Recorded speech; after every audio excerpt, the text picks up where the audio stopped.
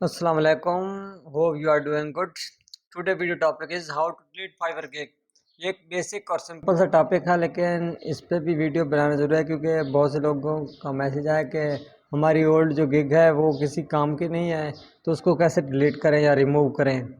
इस तरीके में आपने सिंपली सेलर डैशबोर्ड खोलना है। आपने अपने राइट साइड पर नेम पर क्लिक करेंगे या प्रोफाइल पर। अब जब क्लिक करेंगे तो आपके सामने आपकी प्रोफाइल ओपन हो जाएगी और सामने गिग सामने ओपन हो जाएगी। जो एक्टिव है, ड्राफ्ट में पड़ी हुई है, जो जहाँ पर है, तो यहाँ पर आप देख सकते हैं इस गिग को स्टैटिस्टिक।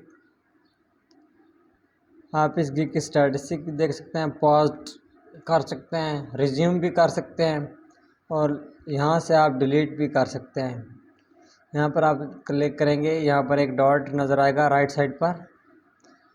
आप इसको सेलेक्ट करने के बाद एडिट भी कर सकते हैं, एक्टिव, डिलीट, ऐड वीडियो।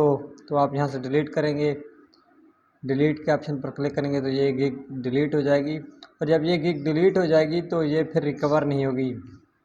ये चीज़ अगर आप डिलीट करने जा रहे हैं या गलती से डिलीट हो जाए तो इस चीज़ को मद्देनज़र रखें कि आपकी जो गिग डिलीटेड है वो फिर रिकवर नहीं की जा सकती।